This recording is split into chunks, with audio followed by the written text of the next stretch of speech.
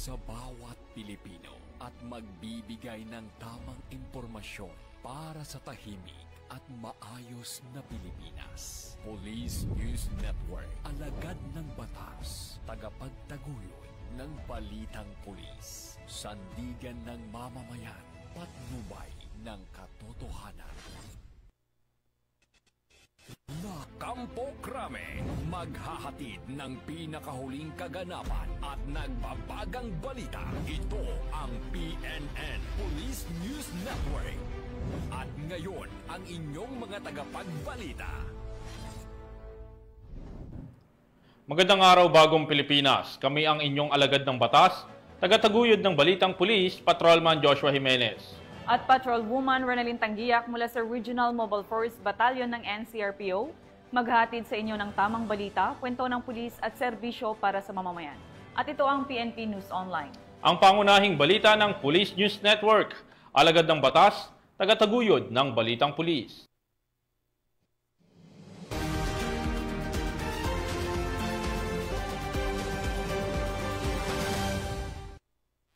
Balitang dapat niyong abangan.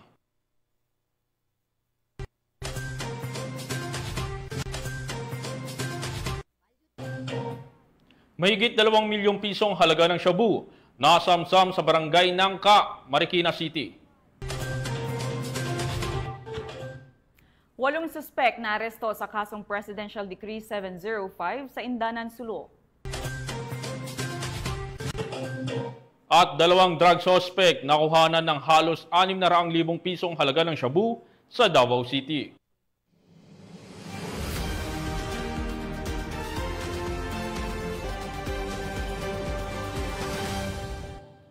Narito ang mga balitang hatid ng ating PNN correspondents mula sa iba't ibang panig ng bansa.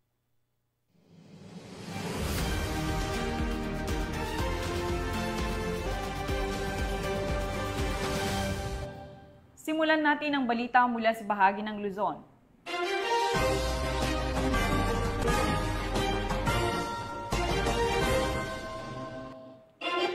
Sa patuloy na pagtataguyod ng maayos at tahimik na pagbabalik eskwela, hatid ng mga kapulisan, katuwang ang ibang ahensya, matagumpay na naisagawa ang Balik Eskwela Joint Community Outreach Program sa Basista, Pangasinan. Sa pamamagitan ng aktibong pakikibahagi sa mga makabuluhang programa tulad ng Balik Eskwela, na ipapakita ng mga pulis ang kanilang malasakit at dedikasyon. Hindi lamang sa seguridad, kundi sa kabuuang kapakanan ng komunidad, lalo na ng mga kabataan. Yan ang balitang hatid ni Police Staff Sergeant John Del Supremo.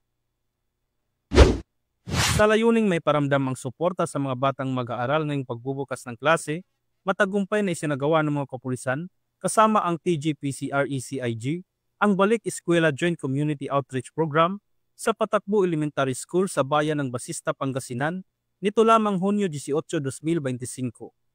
Ang programa ay naisakatuparan sa pakikipagtulungan ng Global Peacekeepers and Community Responder, Anti-Crime Intelligence Group, katuwang ang Rome Italy Mother Chapter sa pangunguna ni na Mr. and Mrs. Pauldine Mark Solomon Co. Sinimulan ang aktibidad sa pamamagitan ng isang panalangin na sinundan ng isang makabuluhang mensahe mula sa Officer in Charge ng Pangasinan PPO sa pamamagitan ni Police Lieutenant Colonel Buenaventura Benavides III, kung saan inilatag ang isang komprehensibong plano at seguridad. In line with this, we have laid down a comprehensive and proactive security framework to ensure the safety and security of our schools across the province. In support of the GPNP School for prompt police response in action, we have strengthened our coordination mechanisms to make sure that any incident, big or small, will be responded swiftly, professionally, and with compassion. Nagbigay rin ng mensahe ang GPCRECIG Commander ng Pangasinan Chapter na si Louie Turalba Torres.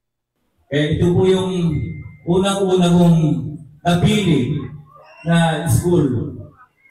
Sabi ni Ma'am Daisy, founding president sa Italy, sabi niya sa akin, maghanap ka ng school na pwede natin tulungan, bigyan ng mga school supplies. Alam niyo, hindi po ako ng dalawang isip. Unang-una kong naisip, Patakbo Elementary School.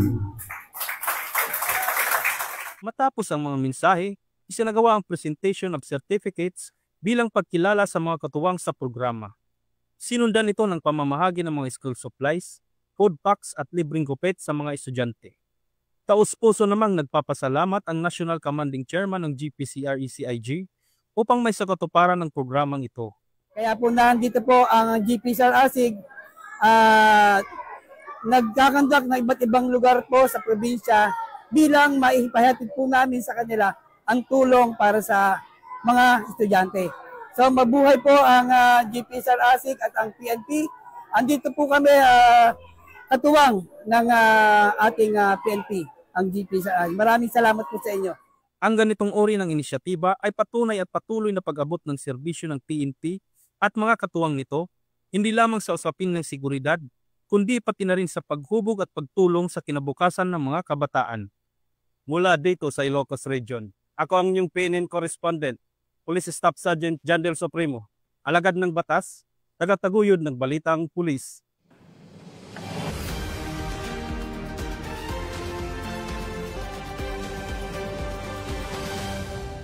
Sa pagpapatuloy ng Police News Network, nasamsam ang mahigit 2 milyong pisong halaga ng shabu ng mga tauhan ng Eastern Police District mula sa isang newly identified high-value individual sa isinagawang bypass operation sa barangay Nangka, Marikina City.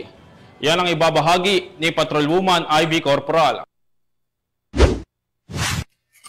Muling nasakot din ng mga operatiba ng Eastern Police District sa isinagawang bypass operation ang isang sospek na dati nang nahuli sa kasong droga sa barangay Nangka, Marikina City. Kinilala ang sospek na si alias Rubin, 32 anyos, residente ng San Mateo, Rizal at ngayon ay newly identified high-valued individual.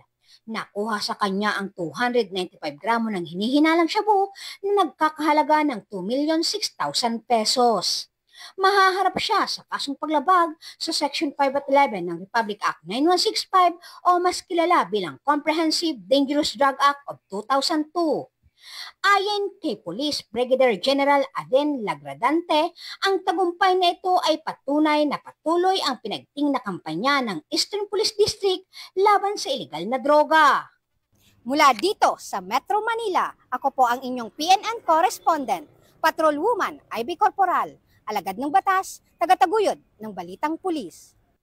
Salamat Patrolwoman Corporal. Samantala, matagumpay na isinagawa ang second quarter nationwide simultaneous earthquake drill ngayong umaga, June 19, 2025, sa ganap na alas 9 ng umaga sa harap ng National Headquarters sa loob ng Camp Brigadier General Rafael T. Crame, Quezon City. Ang aktibidad ay pinangunahan ng Philippine National Police, katuwang ang Office of Civil Defense at National Disaster Risk Reduction and Management Council bilang bahagi ng pinaigting na kampanya para sa kahandaan sa lindol at iba pang sakuna. Sa eksaktong alas 9 ng umaga, sabay-sabay na isinagawa ng mga kawani ng PNP at iba pang mga ahensya. Naroon ang drop, cover, and hold bilang paunang tugon sa isang senaryong lindol. Sinundan ito ng evacuation drill at simulation ng emergency response procedures gaya ng search and rescue, first aid at fire suppression. Kasama rin sa drill ang pagsasanay ng command and control systems, communication sa panahon ng sakuna at pag-coordinate ng mga first responders para masiguro ang mabilis at epektibong pagtugon. Ang naturang nationwide earthquake drill ay ginaganap kada quarter upang mapanatili ang awareness at preparedness ng bawat sektor ng lipunan sa mga posibleng sakuna.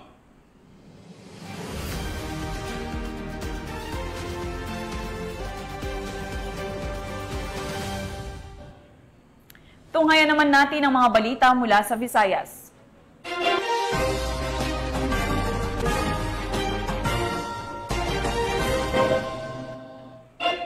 Napasakamay ng mga otoridad ang tinaguriang top 6 most wanted person, provincial level, matapos hahainan ng warrant of arrest sa kasong act of lasciviousness sa Cebu City.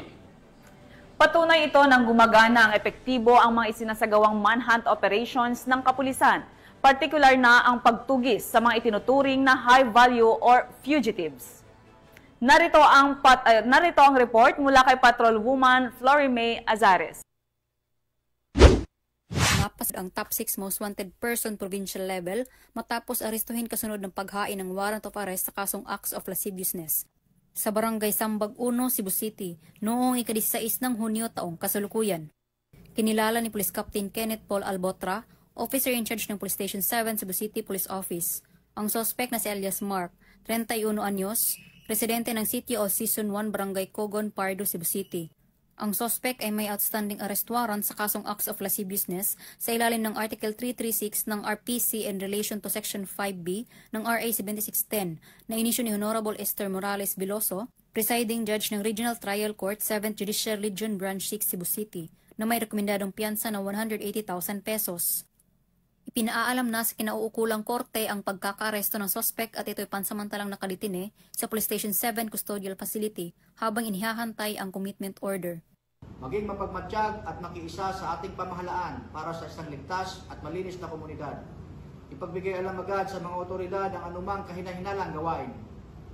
Sa pamamagitan ng terminasyon ng mga kapulisan, mas papaigtingin pa nila ang kanilang pagganap ng tungkulin upang mapanagot ang mga tiwaling individual at masiguro ang seguridad ng mga mamamayan tungo sa isang mapayapang bagong Pilipinas.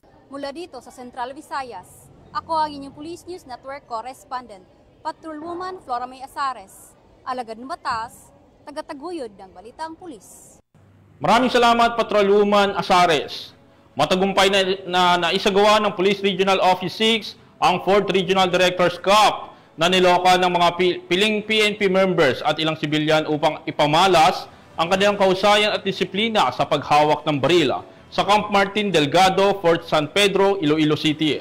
Nakatutok dyan si Patrolwoman Justin May Halyores. Matagumpay na isinagawa ng Police Regional Office 6 ang ika-4 na Regional Directors Cup nito lamang ika-17 ng Hunyo taong kasalukuyan sa Camp Martin Teofilo B. Delgado Firing Range. Ang aktibidad ay nilahukan ng mga piling miyembro ng kapulisan at ilang sibilyan na may interes sa marksmanship na nagtipon-tipon upang ipamalas ang kanilang kahusayan at disiplina sa paghawak ng baril. Layunin nito na bigyan ng pagkakataon ang mga kalahok na higit pang paunlarin ang kanilang galing sa pag-asinta habang isinaalang-alang ang tamang paggamit ng armas.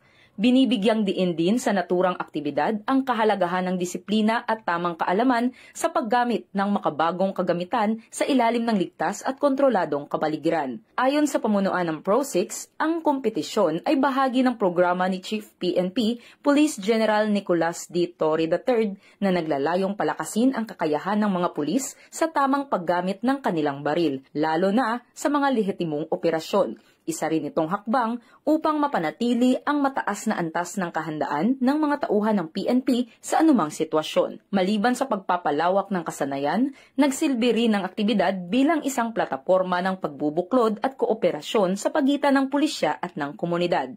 Sa kabuuan, ang matagumpay na pagsasagawa ng 4th Regional Directors Cup ay patunay ng patuloy na dedikasyon ng Philippine National Police sa pagbibigay ng dekalidad na serbisyo publiko at sa paghubog ng mas bihasa, disiplinado at responsableng tagapagpatupad ng batas. Mula rito sa Police Regional Office 6, ako ang inyong PNN Correspondent Patrolwoman Justin May Halyores, alagad ng batas, tagataguyod ng Balitang Pulis. Maraming salamat, Patrolwoman Justin May Halyores. Narito naman ang mga balita mula sa bahagi ng Mindanao.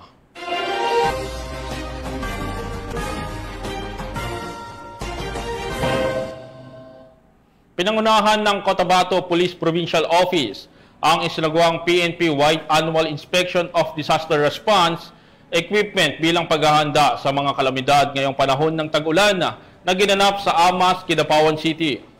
Layunin ng aktibidad na tiyakin ang kahandaan ng mga kagamitan at tauhan sa harap ng posibleng kalamidad tulad ng pagbaha, landslide at iba pang sakunang dulot ng masamang panahon. Sinuri sa inspeksyon ang kondisyon ng mga rescue boats, life vests, medical kits, communication equipment at iba pang disaster response tools. Ibabalita yan ni Patrolwoman Brylin Jean Cabunilas. PNP-wide Annual Inspection of Disaster Response Equipment ang isinagawa ng Cotabato Police Provincial Office bilang paghahanda sa mga kalamidad ngayong panahon ng tag-ulan na ginanap sa Amas, Kidapawan City nito lamang ika-17 ng Hunyo, 2025. Ang nasabing aktibidad ay pinangunahan ni Police Colonel Gilberto B. Tuzon, Provincial Director ng Cotabato Police Provincial Office, ang pag-inspeksyon sa mga kagamitan kasama ang CPPO squad staff.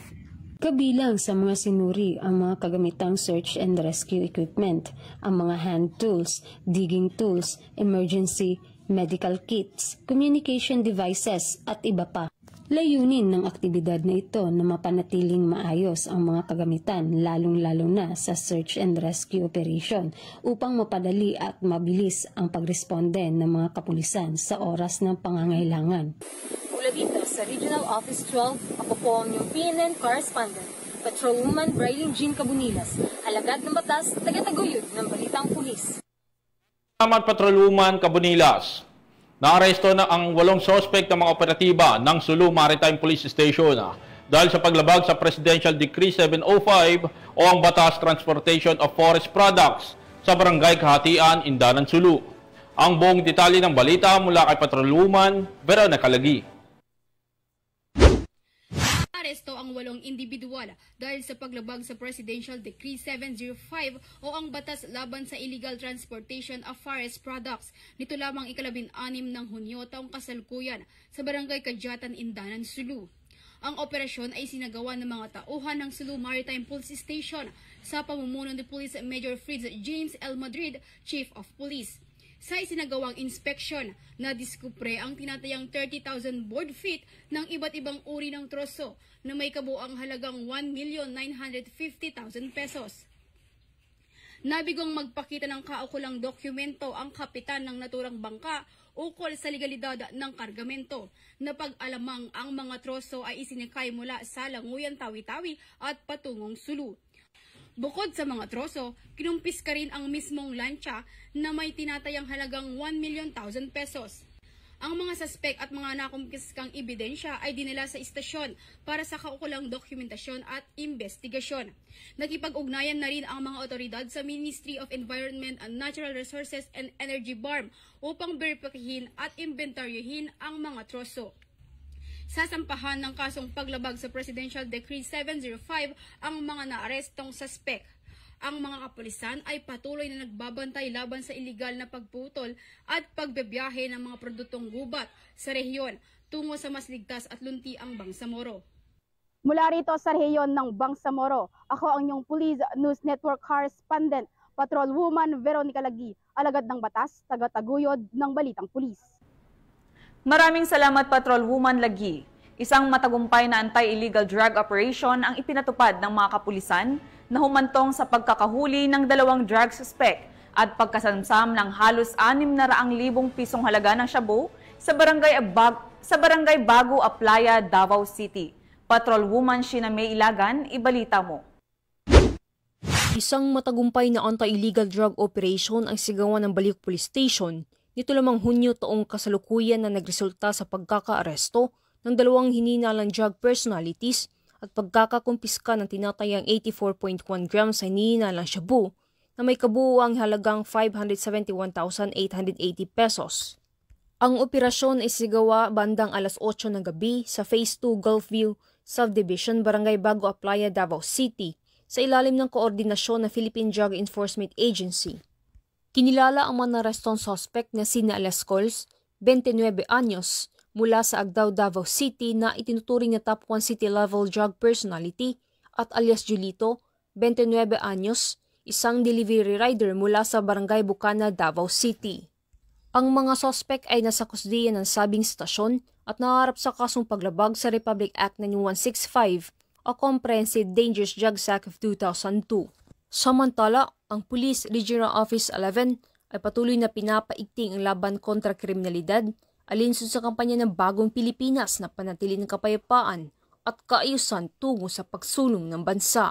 Mula dito sa Police Regional Office 11, ako inyong PNN correspondent, Patrolwoman Sheena May Ilagad, alagad ng batas, taga-taguyod ng Balitang Pulis. Maraming salamat Patrolwoman Ilagan. At para sa huling balita, nakumpiska ang mahigit 200 pisong halaga ng shabu mula sa 2 suspect sa ikinasang drug bypass operation sa Cagayan de Oro City. Yan ang tinutukang balita ni Patrolwoman Danessa Berdos. Main lighter. Wala na, check. Nakumpiska ang 238,000 pesos halaga ng hinihinalang shabu sa isang drug buy bust operation sa Barangay Kamamanaan, Cagayan de Oro City, Misamis Oriental. Ang naturang operasyon ay pinangunahan ng City Drug Enforcement Unit 10 at kinilala ang mga suspect na sina alias Jingjing, lalaki 39 na taong gulang, alias Inshik, lalaki 36 na taong gulang at residente ng nasabing lugar. Nakumpiska mula sa mga suspect ang 35 gramo ng hinihinalang shabu na may standard drug price na 238,000 pesos, isang 500 peso bill na ginamit bilang buy-bust money at iba pang mga non-drug items. Ang mga suspect ay nahaharap sa kasong paglabag sa RA 9165 o Comprehensive Dangerous Drugs Act of 2002.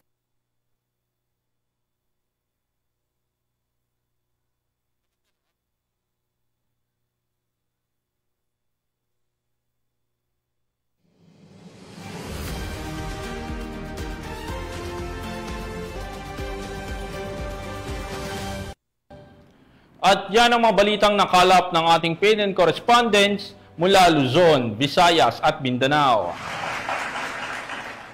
Mula sa pamunuan ng Philippine National Police sa pangunguna ni PNP Chief Police General Nicolas D. Torre III at sa pamumuno ni President Ferdinand Bongbong Marcos Jr., kami ay maglilingkod sa bawat Pilipino at magbibigay ng tama at balanseng balita dahil dito sa Bagong Pilipinas, ang gusto ng pulis, ligtas ka. Mula rito sa tanggapan ng tagapag-ugnay ng pambansang pulisya,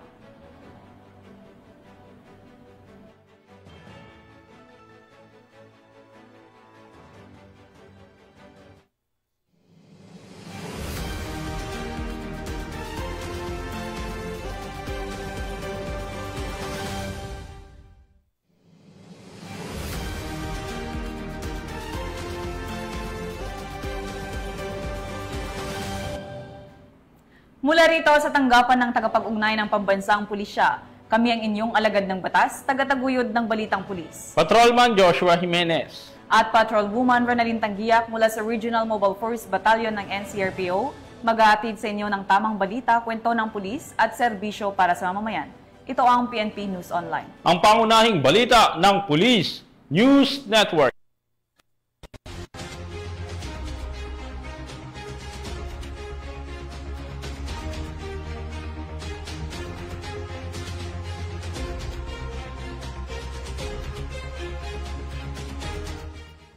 Police News Network, alagad ng batas, tagapagtaguyod ng balitang pulis.